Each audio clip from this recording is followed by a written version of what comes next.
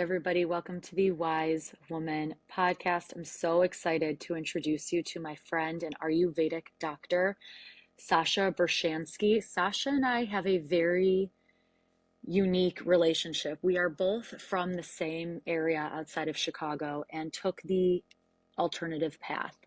She also spent significant time in India, and her and I actually got brunch together earlier this week, and we just kept talking about these crazy things that happened to us in India. However, the reason I really wanted Sasha on the podcast, I recently attended a live event where she was guiding a yoga practice and meditation and kind of introducing beginners to Ayurveda, although I thought it was a very deep session. And she also talks about the chakra system similar to me. And I love how she talks about the chakra system. So chakra is a Sanskrit word. It translates into energetic wheel. And there's so much to say about the chakra system. I use it as an outline for term 2 in the Aligned Coaching certification. And in this conversation, we talk about Ayurveda, different pathways to becoming the best version of yourself, different Ayurvedic techniques to feel really good in your body and support digestion. And we go into great detail of the 7 chakras in the chakra system. So base of the tailbone to the top of the head. If you are into yoga, if you are a yoga teacher, if you are interested in spirituality or Eastern ritual or yoga and yogic philosophy and Ayurveda, you are going to absolutely love this episode. There's no other place that I've never heard somebody dive into the chakra system the way that we explored it together. And that's what I wanted to do. I wanted to offer very actionable teaching steps to digest and absorb the chakra system, its marriage to Eastern ritual and Western psychology. So if this resonates with you, you are going to love this episode. And I have a free live manifestation masterclass called Miracles happening on August 1st and August 4th. We are going to talk about how you can regulate your nervous system, rewire your subconscious mind, and receive your deepest desires and dreams through aligned action and a 40-day spiritual practice. We are going to explore Eastern ritual and Western psychology. It's free, it's live. You can sign up in the show notes. In the Aligned Coaching certification, where you become a certified meditation teacher and spiritual psychology coach, doors are going to open August 1st. It is a life-expanding, life-changing program. It's our 8th cohort. It's the best. If you're called to it, you know it's meant for you. Thank you all so much for being here. Enjoy this episode. Please message me on Instagram and let me know your takeaways, what you learned about the chakra system. And wow, it's really good information. I'm very excited to share it. Thank you all so much. Have the best day and enjoy the episode. Sasha is an Ayurvedic doctor, and we have Hi, so much that we're sweetie. going to talk about today. Hey, Sasha. I'm so great. Thank you so How much are for you? having me. So grateful to know you. So grateful to be here. Yay. Me too. I'm so happy our paths crossed.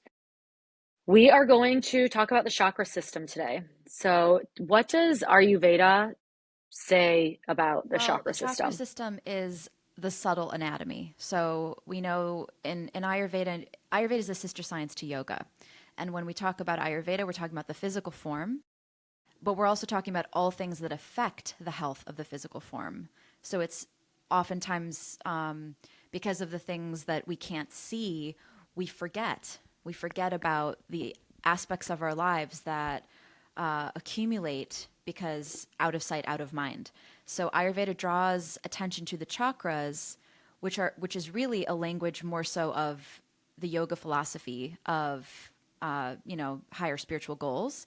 But we speak to the chakras in terms of how they impact the physical health of our bodies and the mental health of our brain and our mind and the thoughts that we think and the quality of the actions that we do. So when we think of the chakras, we actually there's 2 parts to them.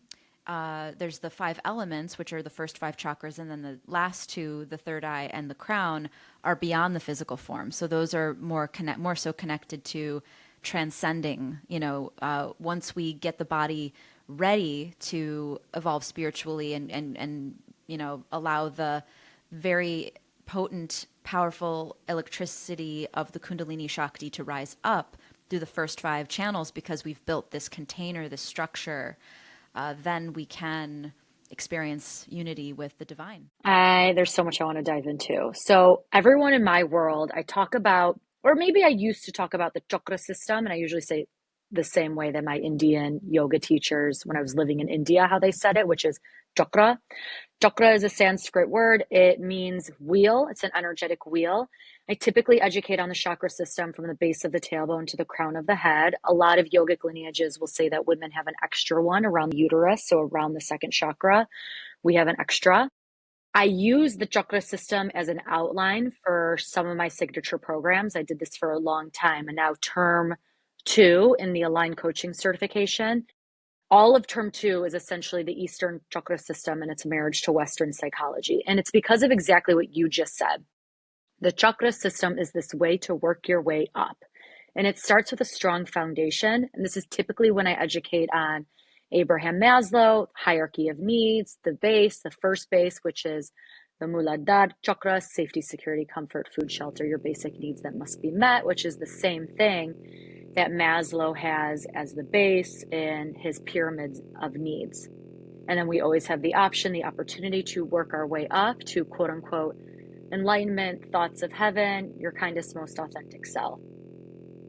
The other thing that you said is absolutely. So the first 5 chakras correspond to an element, and then the third eye and the crown, it's more divine. And what we know to be true in Jungian psychology, the throat, the neck, whenever there is pain in the neck, whenever I'm working with my clients and they have pain in the neck, it's typically because there is something that needs to be integrated between thoughts of heaven or the spiritual realm and your physical human body or the earth realm that we're operating in.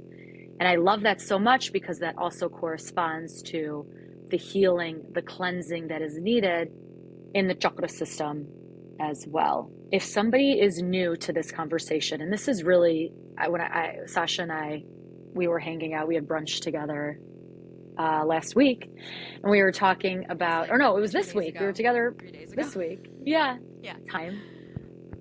Time. So crazy because so much has happened in that amount of time. I said to Sasha, let's just hop on a podcast and talk about just the chakra system. Of course, we're going to talk about other things as well, but it's such a profound outline to dive more deeply into yourself and the world around you. How can people use this sister science to dive more deeply? It's great that we're both teachers of beautiful spiritual lineages, and we're also practitioners, and we have one-on-one clients, both of us. And so when I bring the practice in to work one-on-one with people, we are translating all of this into embodiment. What does it mean to not only study this intellectually and grasp the knowledge and say that theory, that math adds up, but now how do I actually integrate that? The word integration is really key, and that's kind of the art and science of what we do when we work with people one-on-one. And it's such a great way actually also to finesse and refine the way that we teach, because we're teachers just as much as we're healers, just as much as we are coaches, just as much, right? So all these things start to overlap. And it, you mentioned this word, maybe you didn't, but the way that you were talking about clearing, for example, the throat chakra, a lot of people have either something that's obstructing the flow of prana through the throat chakra, Vishuddha. They either have something blocked or the channel itself is actually weak. So it could be 2 things. It's either the channel has constriction, meaning that there was trauma either before they were born, it could be intergenerational trauma that they inherited, or they had an experience that caused them to not feel safe to speak their truth and express who it is that they really are. So that channel actually begins to atrophy because they don't use it. It's a muscle that needs to be used, right? So in Ayurveda, we don't only purify the channels, we have to strengthen the channels. We have to, just as much as we purify and clean and clear, remove obstacles, we also have to balance that with rasayana, nourishment, rejuvenation. So it's always a balancing act and an art to look at the things in a person's life and their memory, right? Their cellular memory of what comes up when you start thinking about speaking your truth and really going in. Um, Fear, right? There's fear. Fear is the thing that causes constriction. This is vata dosha, air and ether. This is also what causes dryness. And when people experience constipation, you wouldn't think that that has anything to do with the throat and not being able to speak your truth, but we're talking about flow in the body. And flow is connected everywhere. We're flowing. Every single cell is communicating to one another all the time. Every thought is connecting. We're believing what we're thinking.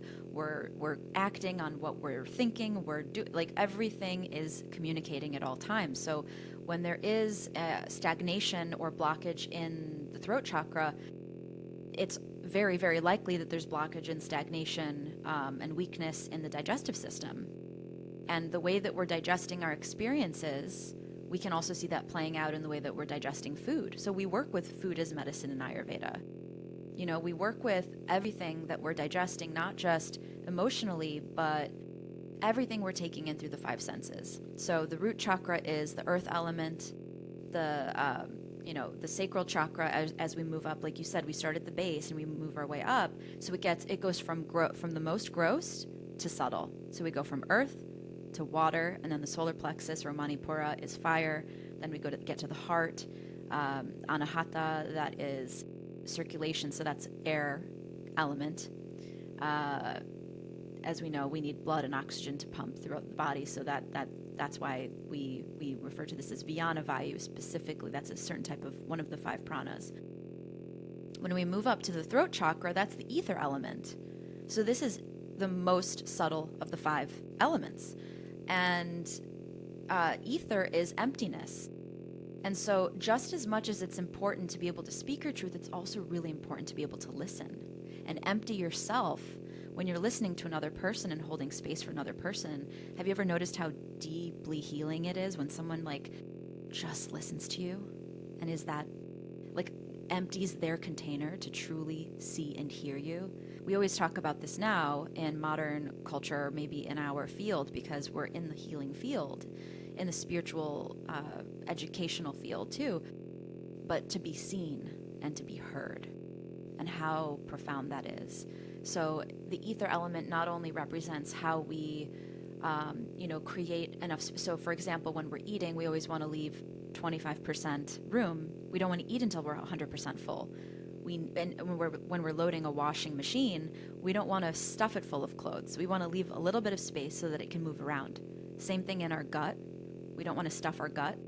We also don't want to stuff a conversation too much with our own, or not leave enough room for, exploration and curiosity, or not judge, prematurely, or we take so much of our previous, our past, and we project right onto the present moment a lot of the things. So we need to continually have this practice in our lives of emptying the energetic debris.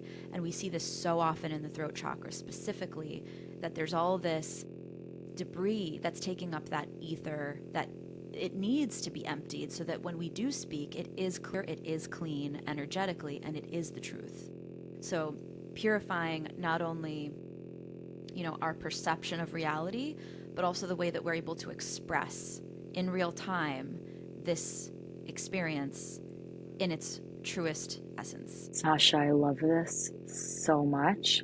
I had a major keynote that I know I told you about with 300 women, and I talked about how there's two different ways in Kabbalah to give tzedakah. One we're quite familiar with, and tzedakah is donations, if you will, or goodness that you are giving, if you will. And the first we're very familiar with, which is with our money, which is writing a check, which is a donation. Anyone who's struggling with abundance, just keep in mind there's a reason why we call money currency. There's a current to it. So you have to give and receive, keep the current flowing. And the second form of tzedakah is your time, but not just any time, it's your undivided attention. And because I was giving this keynote to a room of 300 women, I really dived into this, and I said, how often are you having raw, authentic, unedited conversations? And if you are, and if you are feeling listened to, after you share your story, do you then say the two most magical words, which is, and you, and tell me about you? My mom and I talk about this all the time, how we'll be out in the world connecting with people and we'll almost relay what the conversation was or how we felt in their energy. And we'll say, were they an and you were? Like, did they ask you about yourself? Was it a give and receive conversation? So I love how that relates to the 25% full, leaving 25% room for the and you. Something that we talk about in term 2 and term 3 of the Aligned Coaching Certification is listening theory.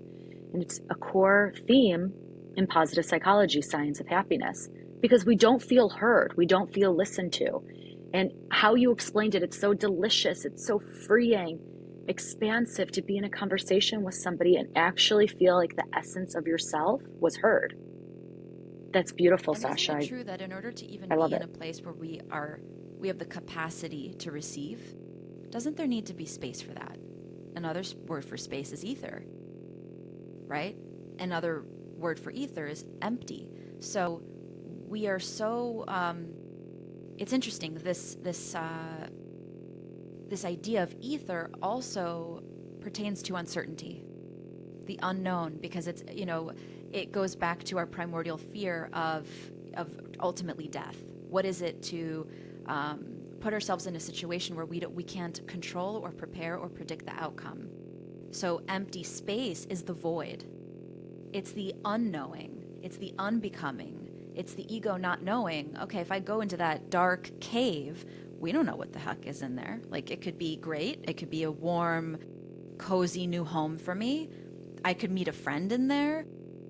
I could transform. I could meditate. I could hear God in there. Or there could be a sleeping bear and I could step on its paw and be torn to shreds. So it's like, it's good. But when you, and I laugh because we have so many moments in everyday life where we are debating whether or not to put ourselves in positions where we can grow, trying new things, going to new places, making new friends, leaning into situations and opportunities that feel, whoa, like this is a huge leap of faith. And this word faith is so important because it's this very nourishing medicine that we often in Western culture forget. It's not that we don't know these things, Erin. These are uncommon, common sense things we're talking about. But people are very caught up in the external, right? In outsourcing. What makes you comfortable? Having nice material things, right? What makes you comfortable is being around people that you know that are in your bubble that grew up the same way. But what is going to make you transform and grow as a human being, and what your soul is really longing for, is to evolve and know the highest version of yourself. And your soul is not going to stop whispering to you that this is what we need to do. We need to continue to grow, and we need to continue to explore. And if we're ignoring that inner voice, we see disease manifest in the body. We see and not just in the physical body, like people can get, break out in different types of skin conditions. Digestion is always the first place that any dosha shows up in Ayurveda. Vata, Pitta, Kapha, always. Small intestine is Pitta, colon is Vata, and the stomach is Kapha. So depending on your personal constitution, you're going to probably have something going on, whether it's like allergies, persistent allergies. Vata people will oftentimes have, it's insomnia, it's dryness, the skin, the hair get dry. With Pitta, it could be acne, it could be, what's another one, common one with, it could be diarrhea, or like constant hunger. Like you can't satiate the hunger because the fire is burning so strong all the time. You want to devour everything. You have so much fire that you can burn, you can burn through it really, really quickly. So to tie it all together, when we're talking about the chakras, it's subtle and it's not at the same time, because everything is connected. And it's really important when, we're trying to fit all these really complex concepts of human, health, honestly, and vitality. And another word for vitality is ojas, by the way, which is the name of my practice, my podcast, as you know, because you've been a guest on the show and you were amazing. Well, when you talk about Ayurveda, it's so important to understand what is it that we're ultimately, what is the goal with all of this, Erin? Like, what is the goal of this pursuit of spiritual evolution, and like, why are we here, and why do we take care of the body as a temple? Why is the body a temple? Why are certain spaces, they feel so sacred? We're here to really like understand the sacred nature of reality and to align with it and to experience it. We incarnated in a human form, which is a piece of God, right? And this is a miracle that we're here.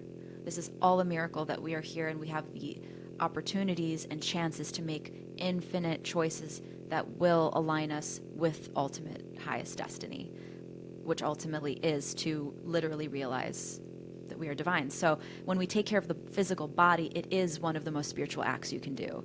To get up at the right time of day, to go to sleep at the right time of day, to eat food that is nourishing, that is of the highest quality, to like what we were just talking about, to listen to people and to allow people to feel seen and heard, and then also to offer words of affirmation and let people know. Like the other day, you were talking about, oh, postpartum. I was like, Erin, you're literally gorgeous, right? I mean, I'm like, I need to be a mirror for you, because sometimes we're so hard on ourselves, we stop seeing ourselves, and we need one another as mirrors. It's polished, clean mirrors to really see. Actually, I don't even know, I can't even see it anymore, but yeah, you're right.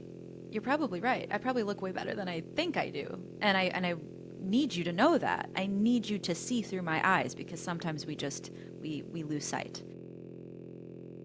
Ayurveda is the path of perfect health.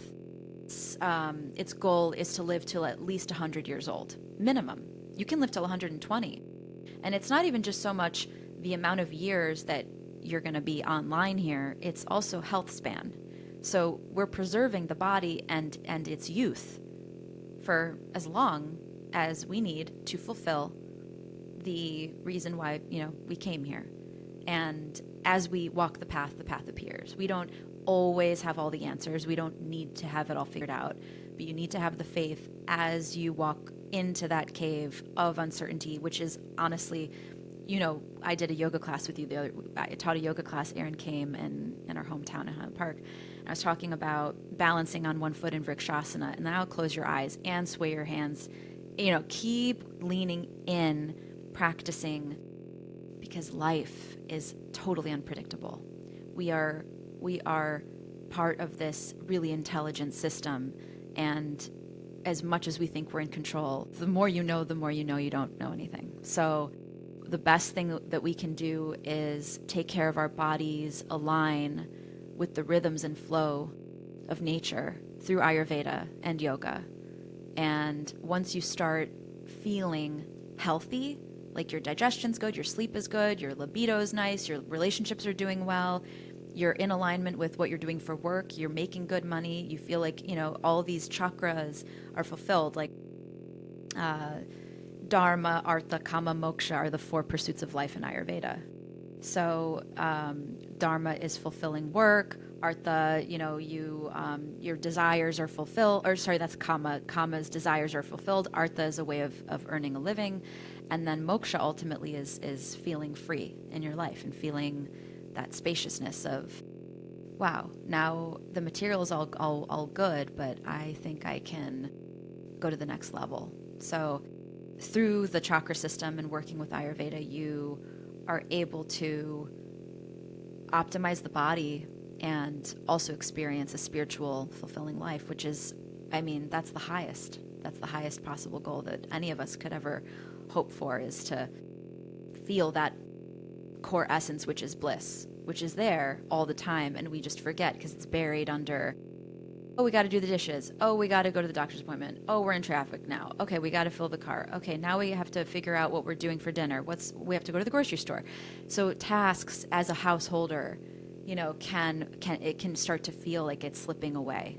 The remembrance of, but if you make everything sacred, if you just remember that even going to the grocery store and picking out what's for dinner, that making that sacred and slowing down the breath, everything starts to get integrated. Then all the chakras start to spin in sync and harmony, and you just feel like you're dancing through life. You just feel like it's one big, beautiful orchestra playing, and you're actually consciously participating in it. Because everything really is sacred. We've done this new ritual where when we unload the dishwasher, after we take out the knives, Eden will take the silverware because she can reach it, and she hands it to me. And unloading the silverware is my least favorite thing to do, like always when it comes to unloading the dishwasher. Actually, typically I load it, John unloads it. But I have so much fun with Eden, how she hands me a fork and she goes, 1 fork, 2 fork, little spoon, big spoon. It's the cutest thing ever. And now this task that I never enjoyed is something I honestly, I look forward to every single morning. And I have miracles. I've been thinking about miracles nonstop all the time. They are our birthright. I just made a whole post about this. I have a free live miracles masterclass, a manifestation live event, August 1 and August 4 for anyone who's listening. So come hang out. It's totally free, live, and we're going to be talking about rewiring your belief system and regulating your nervous system and expanding yourself as the vessel so that you can receive the miracle, so you can receive your deep desire and dream. And you really pinpointed it, because not everyone desires to walk into the cave. Kabbalah teaches that your deep desires and dreams are unique to you, and it's a potential roadmap to follow, but you still get to decide if you want to follow the desire, or if you want to follow the roadmap. And it's almost whispered into your neshama, into your inner light, into your soul. Something I really want to do with you is I want to talk about like one of the chakras, and then if you have anything to add, can we just do that for all 7? Because when I went to your yoga class, you added commentary on the chakra system that I cross over sometimes, or I almost speak about it differently. And I really loved the word choices that you used, and I think it can be really enlightening for our audience as well. Okay, so first chakra, Muladhara chakra, safety, security, comfort, food, shelter, your basic needs that must be met, clothing, Wi-Fi, earth, the color red, your right to take up space. I usually say when it comes to the first chakra, like look at how you sit when you're on an airplane. Are you like rolling your shoulders back, taking the armrests next to you and taking up space? Or are you like curled up in yourself, like letting the person next to you spill into your seat? I Anything you want to add on the first chakra? Everything together, because that's what yoga is, to yoke, to join. So we're joining, we're integrating. Why do you feel so good when you go to a yoga class and it's such a different type of physical practice than other exercise? Because this is about aligning the mind, body, and soul. That's why.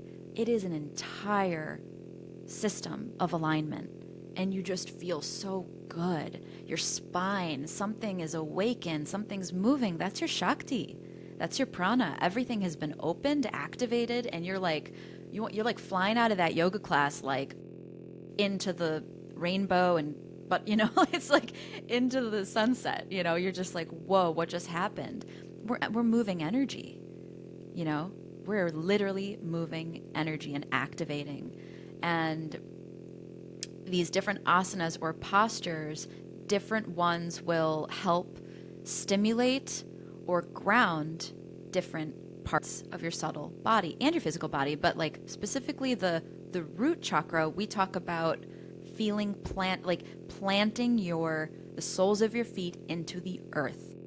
And when we're, doing cat-cow or something, or even down dog or plank, anything where the palms are on the earth, we're also saying really plant those palms. Feel yourself being held by the earth, and feel these roots coming from the earth in through the soles of your feet and your palms, and feel this connection between you and the earth element.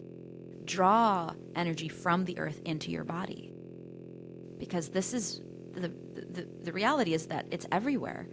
The earth element. We literally live on earth. Without earth, we don't have a body, right? There is nothing. So the earth, we always start with feeling like a tree is the perfect metaphor because of the strong root system and the network underneath the ground. I mean, you can't see it, but you feel it.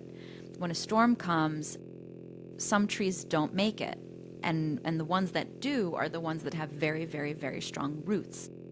And the trunk is strong. So you feel, even when you're in like tree pose, we're talking about, okay, imagine your leg, the one that's the standing leg, is a tree trunk, right? And as you raise your arms up, those are the branches. And you know that life will come, the winds of change will come. You know that storms will come. This is part of life. This is part of nature, and it's beautiful. Now, just remember your strength. And we're building that in the yoga class, in the yoga asana. We are preparing you for life so that when you leave and you get off the mat, you have cultivated and reminded yourself and created these new neural pathways of remembering it's all in me. It's in here. You don't, all these external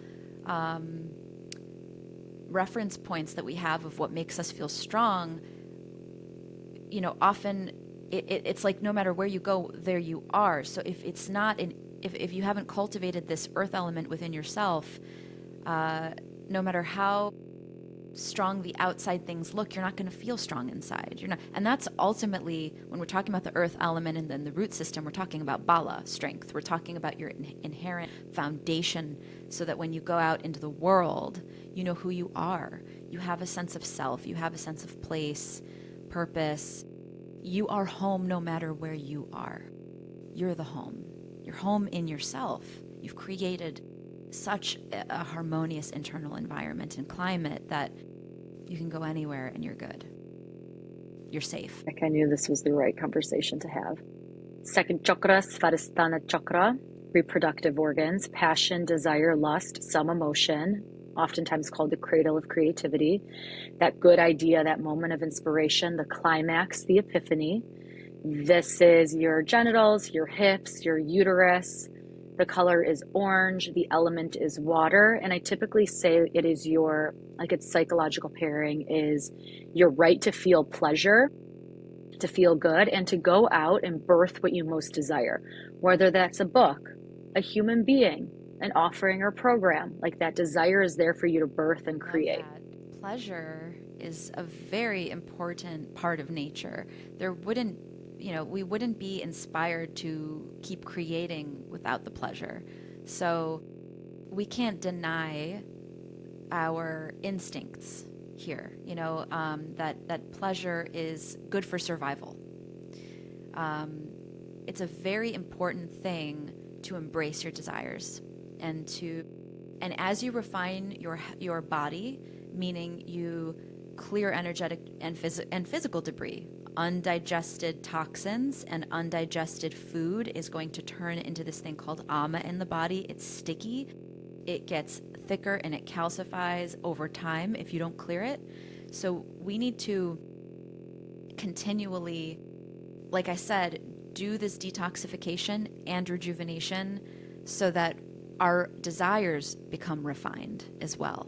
The things that we desire, because you could say, oh, I desire a cigarette, so I guess that I should embrace that desire. As you purify and rejuvenate your the 72,000 nadis, all the Shrodases. In Ayurveda, we call the way that we articulate the anatomy in Sanskrit, we talk about channels. Everything is a channel. So we have to make sure that our channels are clean, and once we know the right amount of food to eat, and we know what spices to cook with, and we're taking herbs that are going to stimulate our digestion and metabolism, and our nervous system is also getting supported. Like, it could literally be a cup of chamomile tea at the end of the night. Knowing to put cinnamon and cardamom in your milk and nutmeg. These are the tiny little hacks that we have in Ayurveda that I give my clients, my patients, that keep their body feeling strong, and then they don't want cigarettes anymore, Erin. They don't crave junk food. They don't want to go get fast food because they've just created this amazing feeling in their body that feels sacred. So you start desiring things that are sacred too. And by the way, sex is very sacred. There's a way to have to embody sacred sexuality and creativity. And you could also equally create something destructive and toxic, and that's a different quality of desire. So when we're talking about desire, it's important to differentiate and discern that there's different types of desires based on the consciousness of the person desiring. It's not the desire itself that's good nor bad. And by the way, we don't really use the words good. Even in karma, we don't say good karma, bad karma. We just say qualities. This word guna in Ayurveda is very prevalent in all the texts. The quality of the experiencer is going to determine the quality of the experience. And we're creating and we're manifesting experiences based on us. The thoughts that we're thinking, right? So this is why this work is so important. This is why it's important, because we can't change the past. And, the future, there's plenty that we can't control. We can manifest right now, but only right now. Only now. We can't manifest yesterday and we can't manifest tomorrow. Well, meaning that, right now we're manifesting tomorrow. So right now, we have to be conscious, right? We have to awaken to the potential of we are creating every single day. We're creating the magic and the miracles, but we have to understand that we can't bypass the physical health and the choices that we're making to what we're eating,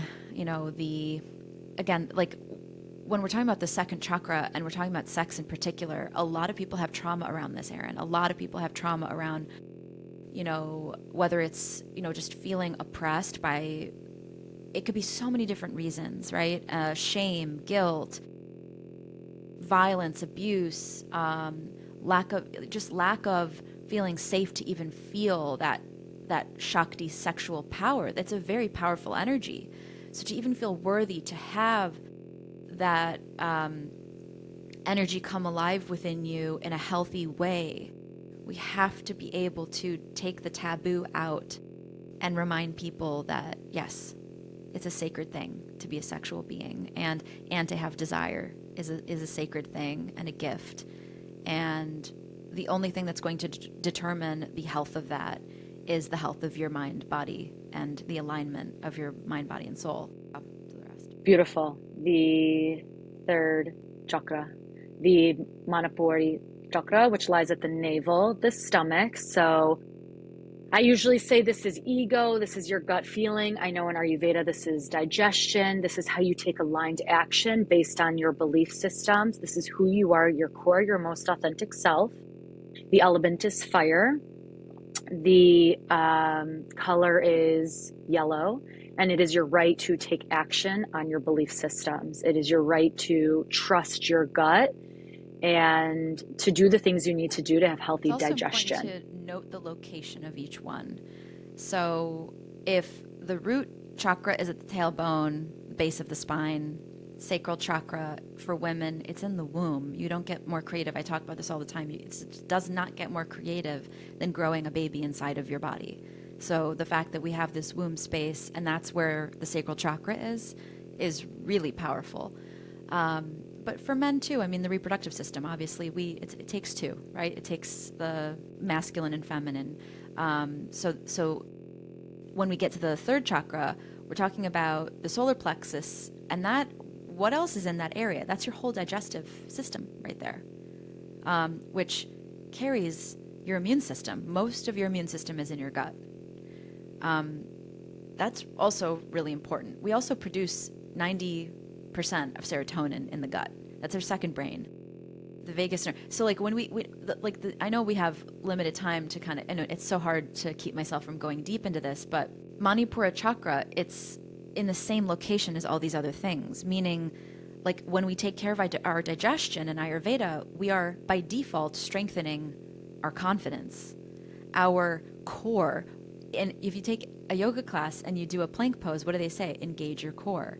When you're if you're in Tadasana mountain pose, And you're standing with your feet hip width distance apart, palms facing forward, chin parallel to the earth. You're looking forward. What are you doing? You're engaging your core.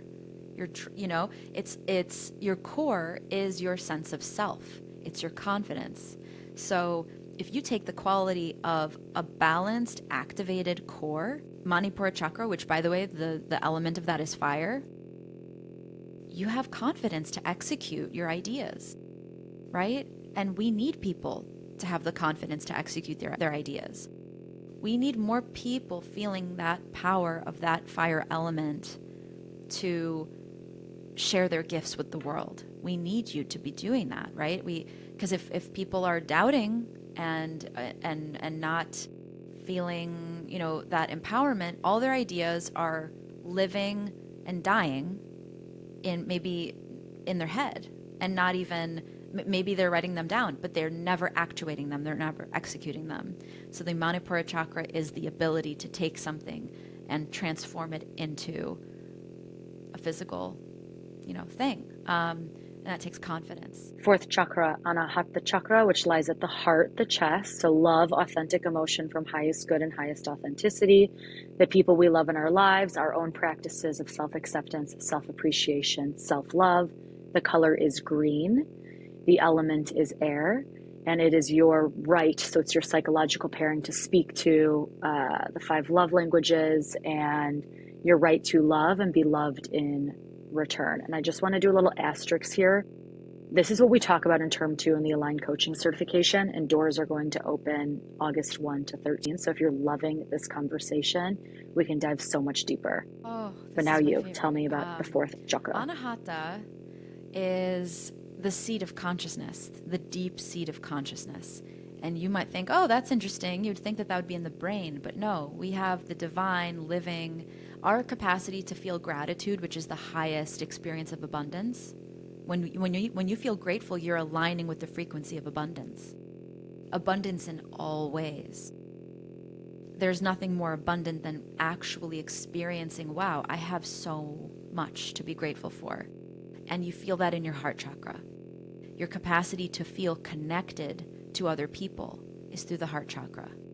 Your capacity to feel connected to yourself, feel connected to the divinity of life. If people have poor circulation, they might have a blocked heart chakra. They might have been hurt. They might have been betrayed. It's so important, though, to keep your heart open. And it's one of the most difficult parts of life. And it's absolutely essential for health, for experiencing the joys of life.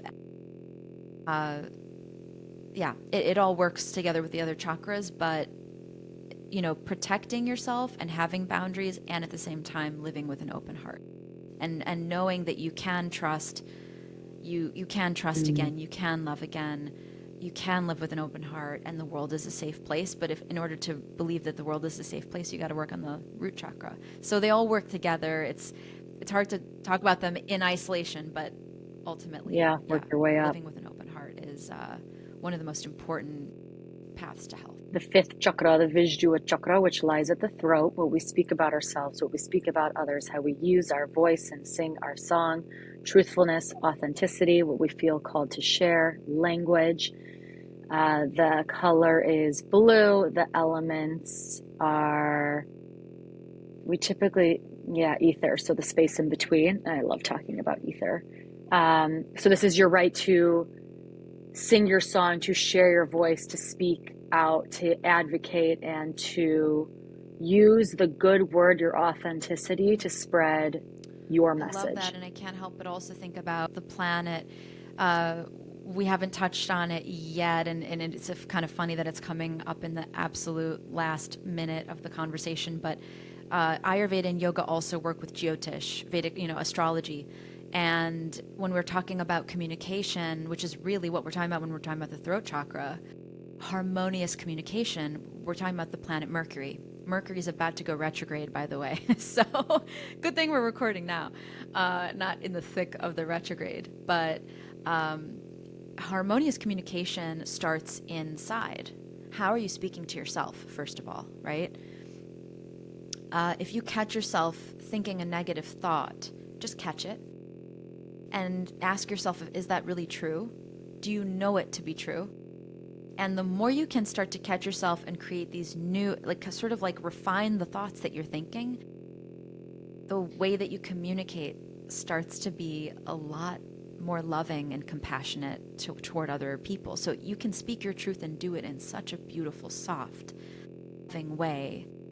People are often afraid of, oh no, like I don't want to say it, I don't want to hurt someone's feelings, or I don't want to start a conflict, I don't want to be confrontational. It's like you can just say, hey, like you know, it's again, it's about the quality of the person speaking truth.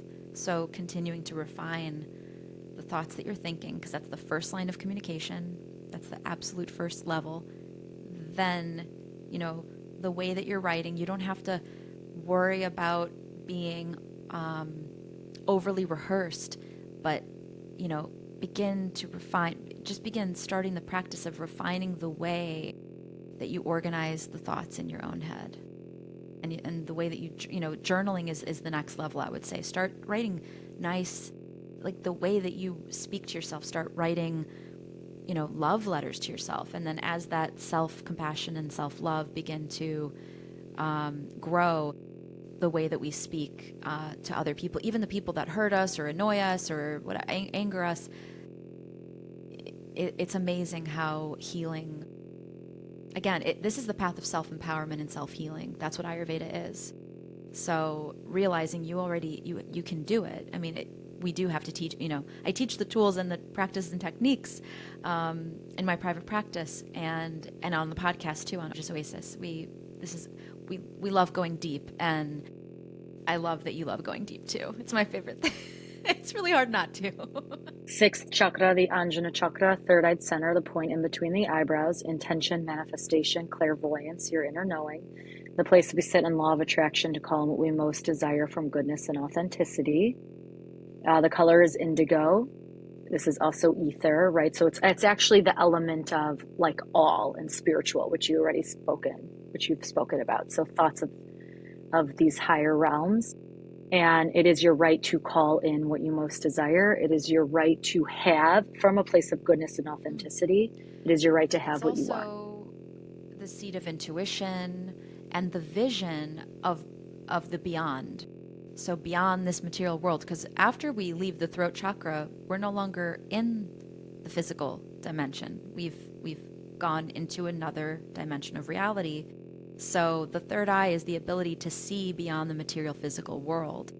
And often we can see visions. Sometimes people see visions of past lives. You can see into the future. You can see things that are very hard to actually articulate because it's an experience. So you're experiencing reality in a higher plane of consciousness. So to open the third eye, again, your baseline, you have to have a strong body to be able to go hang out in the higher realms beyond the five elements and then come back into your body and sleep at night and eat food and digest it. And, you know, so we always say to get to have the opportunity to explore this higher vision, let's create a strong, structured, grounded, safe, you know, you have to feel safe in order to go explore, right? You have to actually fundamentally feel like when I go out into the world, it's a safe place. So when you're going out and exploring other dimensions of reality through the third eye and intuition and higher vision, and you're dreaming, you're having visions of things that you could be doing in 5-10 years, and you actually are starting to manifest and see, wow, I could create that business. Oh, I could create, like you talk about manifesting your soulmate, your husband, and like that was through your third eye. You sat in meditation. You were doing visual meditation, you know, and writing and getting specific. And being able to do that requires, again, it's worthiness, right? I'm worthy, first of all, of that divine love.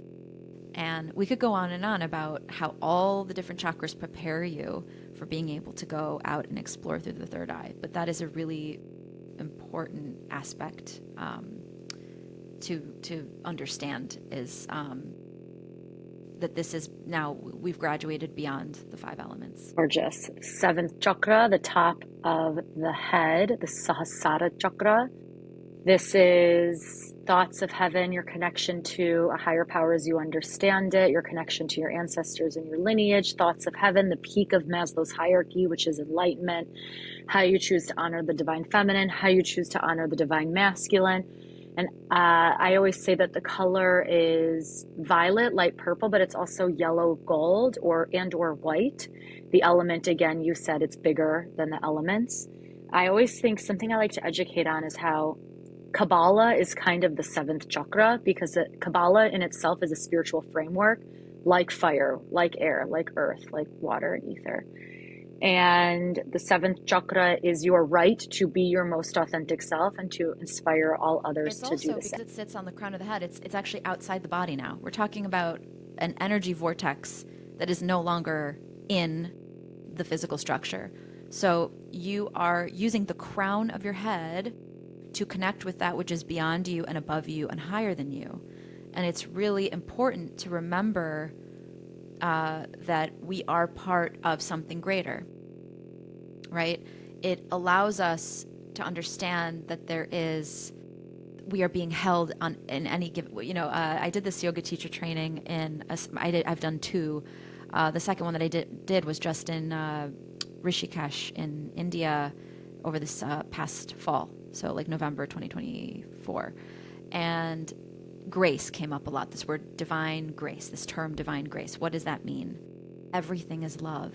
Even when it feels like life is slapping you around a little bit and you feel like it's like you're getting your butt kicked a little bit right now. Like there are memes on Instagram sometimes I laugh so hard because it really feels like that sometimes. You're like riding these waves and it just keeps flipping your boat upside down. You're like, I have to unflip my boat again. Do you know what I'm talking about? It's like, really? I love it. I just got back in the boat. You're gonna Yeah, see me again. How many times do I need to like get my ass whooped to like learn, or like when is it enough? Like let up, you know what I mean? Like have mercy. But that's grace and it's transforming you. You have to trust that the process of life is happening for you. Accept it. Accept it. It's all grist for the mill. None of it's wasted. You were asking me something before we signed on today about why bad things happen to good people, because fundamentally nothing is bad, nothing is good. Things are just happening. Things are just happening. And again, it's going back to the quality of the experiencer determines the outcome of the experience. The outcome is, what did you learn from it?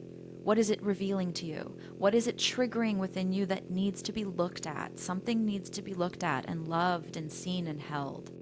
It's all grace. There is no bad or good. And I know sometimes pain, we equate pain or grief or these harder, we lose a loved one, we lose a home, we lose everything's temporary in this reality, in this physical dimension of the five elements. We're all temporary. We know we have a day that we are going to leave this body, and it's all preparing us for that moment. And in that way, isn't it grace to remember everything in this physical reality is temporary? Is that a hard reality to sometimes face? Yes, but it is the truth. So it's the reality that we have to come to peace with. It's a reality that we have to practice being with, right? One great teacher, Robert Svoboda, talks about how today, by the way, is Guru Purnima. Happy Guru Purnima. So honoring all the teachers before us that have lit the path for us. And he talks about his guru as famously always saying, if you don't come to live with reality, reality will come to live with you. So we practice in all the small moments. We're preparing for the big moments where we know it's going to be hard as we move through this life to let go of our deepest attachments. We know this. We look around, it's like everything is going to change and everything is going to leave, and it's always transforming and nothing ever stays the same. Change is the one constant. So we practice this, and it doesn't mean it's easy, but it means that I love it, Sasha. we're doing it right if we're at least aware and conscious and participating willingly. Remember that everything is divine grace. I knew this was going to be so fun to just dive into the chakra system, because I think people have a concept for it and we are giving such good commentary on each one. Assuming this episode goes viral, what is some wisdom, short, sweet, and to the point, that you would want to share with the audience? Assuming it goes viral. I think the most important thing, is find something that you believe in that is good for this world and devote yourself to it. I think Dharma has been a really big part of what's given my life so much joy and what's given my body and mind so much vitality and ojus is the fact that everything that I do is in service to a higher good. And it's something bigger than me that's driving me. I don't do it for, ego gratification. And I don't think that anything worth doing is necessarily a short, easy path. But I think that when you devote yourself to something that lights you up and makes you feel excited and is inspiring, and you believe in at the very core of your essence, then something is fueling your life that starts to feel really nourishing, magical, and it's a different quality of life to serve something higher than yourself. So whether that's your kids, your community, the environment, devoting, I think this word devotion is where I would probably leave people off. And leading a life of devotion is a path of health and joy and fulfillment. And interestingly, when you make your life all about tzedakah or giving or putting just that good energy and intention out into the world, what ends up happening is life starts opening every single door, unfolding every red carpet, giving you the keys to every places you never even knew existed. And it's not, you're not doing it for that, but it's just the nature of the universe that we are here to live in abundance and gratitude and miracles. And I know you talk about this all the time too, but the path of devotion, I think, is ultimately the way. Amen. I'll have some of that. How can people work with People you can find and me on find my you? website, ojusoasis.com /book. If you go and you can book a session with me, and I do a really thorough investigation on what's going on if you're experiencing symptoms of disease.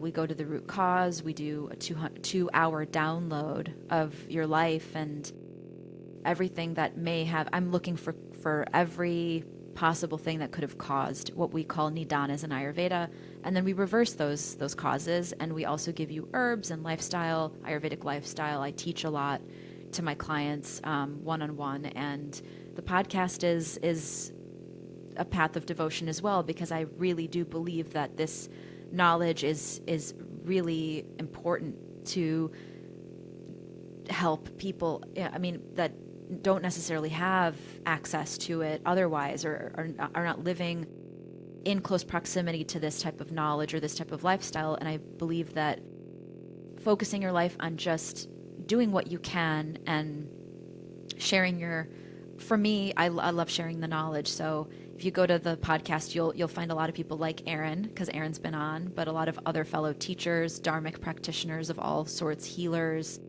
scholars, and we're exploring things to make it easier for people that are householders living in the modern world to integrate the knowledge and embody it, and not just go to a yoga class and feel like, oh, now you know what yoga is, but actually to live it every single day and every moment. Beautiful. Amazing, Sasha. We'll add this all in the show notes as well. Thank you so much. So happy to have you here and to dive into these very detailed and important topics. Thanks, Sasha.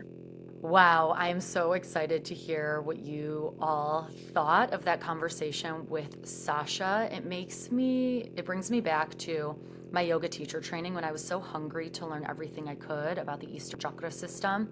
I love all the details that Sasha added to my already understanding that I talk about so often in my program. So let me know what you think. Which chakra do you feel like you may want to give more attention to wherever you are on your spiritual or self-development journey?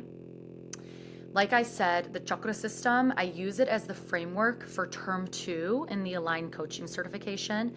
This is a school year-long program where you become a certified meditation teacher and spiritual psychology coach. It's my signature program. We've had so many people move through this incredible, life-expanding, life-changing program. We begin with a full-on meditation teacher training where you deeply regulate your nervous system. Term 2 is Eastern ritual, and it's marriage to Western psychology. So we explore the chakra system, mindset, and where that is married to Maslow, Freudian, Jungian psychology, Erickson, a lot of different philosophers and their contribution to clinical psychology in the West. Term 3 is our very grounded coaching frameworks. I bring all my favorite teachings and practices that I learned at Columbia and weave them into the coaching space. A lot of these frameworks are not even yet in this coaching mentorship space. Positive psychology, science of happiness, listening theory, gestalt, manifestation frameworks. It's so ooey gooey. Terms 1 and terms 3 are very grounded. Terms 2 is there to ignite your curiosity and your love of learning as we really dive into a lot of different Eastern practices, Western practices, spiritual practices. Term 4 is your business and clinical immersion. So you get to practice what it would look like to go out into the world, different case studies if you were to take on a client, and how you would support them with meditations and our aligned frameworks, and what it would look like to kind of carve out your first offering. Early action enrollment is now live. We have a free live masterclass happening August 1 and August 4 called Miracles. If you desire to bring miracles in your life and have a miracle mindset, please come hang out. It's going to be so fun. Thank you all so much. If you resonated with this episode, please leave us a 5-star review and a comment. Message me on Instagram at Erin R. Doppelt. Let me know what you felt called to integrate into your day-to-day life. It is my absolute great joy to bring the Wise Woman podcast to all of you. When you give it a positive ranking, it supports the reach of the podcast and gets to connect with other people on the self-development and spiritual path. Thank you all so much for being here. If I can support in any way, message me on Instagram, or you can connect with my team, hello@erinracheldoppelt.com. Thank you all so much. Have the best day. Feel good until next time.